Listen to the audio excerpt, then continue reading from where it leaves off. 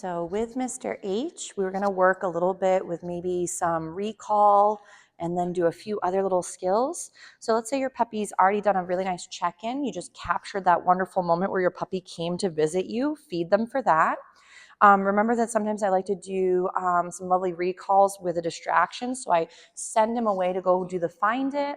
And then I might go from there, Harley, come. Yes, what a good boy. And feed him for that lovely response. What a good boy. So he's like sitting seems like a really good idea because you people seem to like my butt on the floor. So remember that if your puppy gives you certain behaviors really easily, ready, Harley, come. It could be because, again, view every behavior or skill set as having a bank account.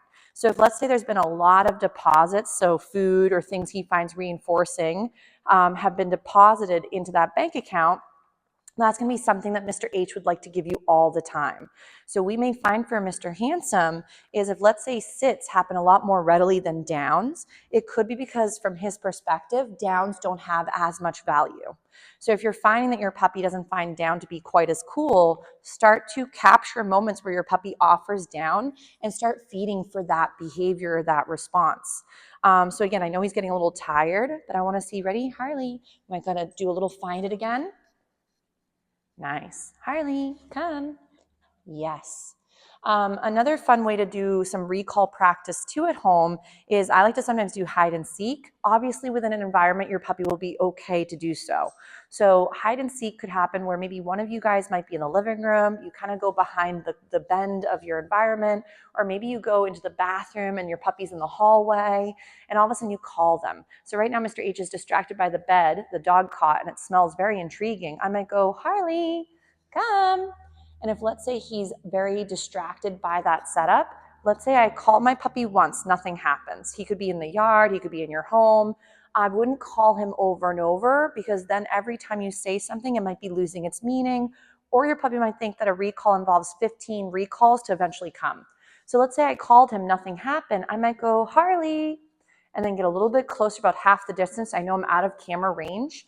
Try to go near my puppy, regain his attention, and bring him back to the spot.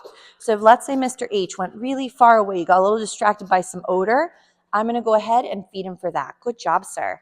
So if your puppy is sometimes a little bit distracted, don't keep asking for something if you know they're failing.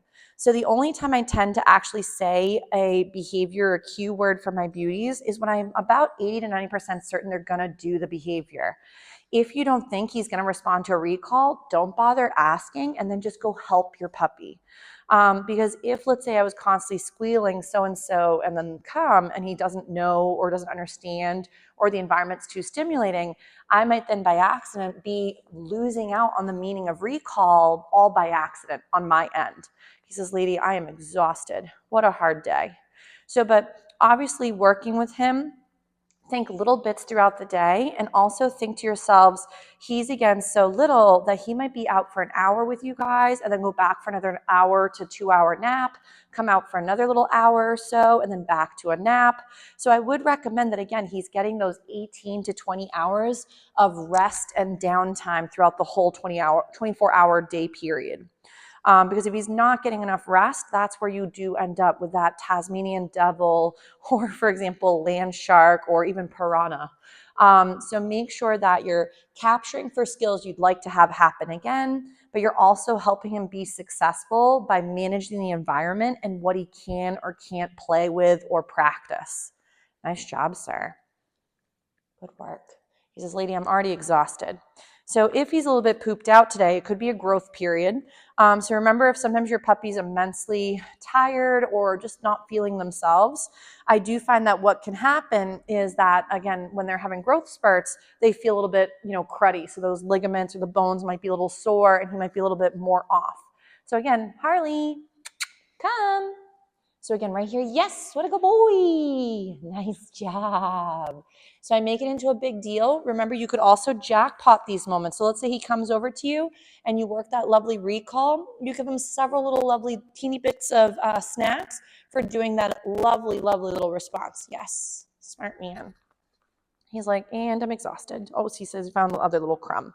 So with Mr. Handsome, when working again with that loose leash walking, make sure that we're having it where there's benefits for him to being soft and near your side. So I don't care if he picks the left or the right for now. You may find that you have a particular side that you like or he likes. You can always stick to that one for now and get him more and more comfortable with that setup. As he becomes more fluid on one side, you can start to help him. Ready? Harley, come. Yes. You can start to help him feel comfortable on both sides. So the benefit of getting your puppy cozy on both sides of you is maybe there's going to be times where your puppy, for example, has to avoid glass on the floor or on the ground, or maybe there's something yucky like trash nearby. So if you're finding that that is something that you're trying to avoid, having him switch from one side to the other can be helpful. And I think he definitely needs to go out for a little potty break, so I'm going to bring him out real quick. Nice job, Mr. H.